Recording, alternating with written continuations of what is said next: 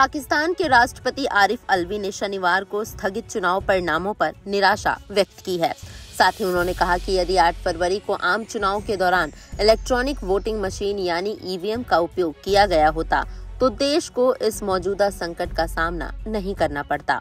उन्होंने कहा, आयोग के बड़े बड़े दावों के बावजूद पाकिस्तान चुनाव आयोग की नई चुनाव प्रबंध प्रणाली विफल रही। चुनाव नियामक ने मतदान बंद होने के लगभग 72 घंटे बाद भी अभी तक प्रत्येक निर्वाचन क्षेत्र के लिए प्रारंभिक परिणाम जारी नहीं किए हैं। सोशल मीडिया प्लेटफॉर्म एक्स पर एक पोस्ट में राष्ट्रपति अलवी ने कहा, अगर आज ईवीएम होती तो मेरा पाकिस्तान इस संकट से बच जाता। राष्ट्रपति अलवी ने पिछली पीटीआई के नेतृत्व वाली सरकार द्वारा ईवीएम के लिए छेड़ी गई लड़ाई का भी जिक्र किया। उन्होंने कहा, ईवीएम के लिए हमारे लंबे संघर्ष को याद रखें। ईवीएम में कागज के मत पत्र होते थे जिन्हें हाथ से अलग से गिना जा सकता था, जैसा कि आज किया जा रहा है, लेकिन इनमें दबाए गए प्रत्येक वोट बटन का एक साधारण इलेक्ट्रॉनिक काउंटर भी था।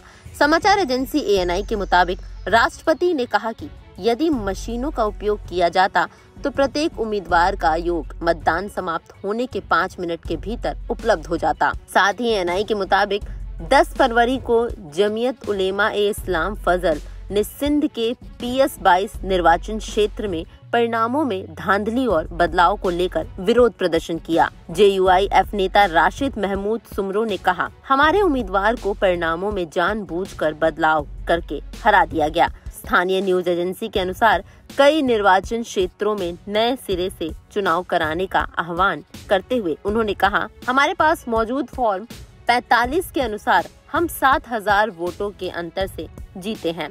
पाकिस्तान के चुनाव परिणामों के प्रकाशन में देरी के बीच पाकिस्तान तहरीक-ए-इंसाफ ने वोट की पवित्रता की रक्षा के लिए रविवार को देशव्यापी विरोध का आह्वान किया है, क्योंकि स्वतंत्र उम्मीदवार 100 सीटों के साथ आगे है।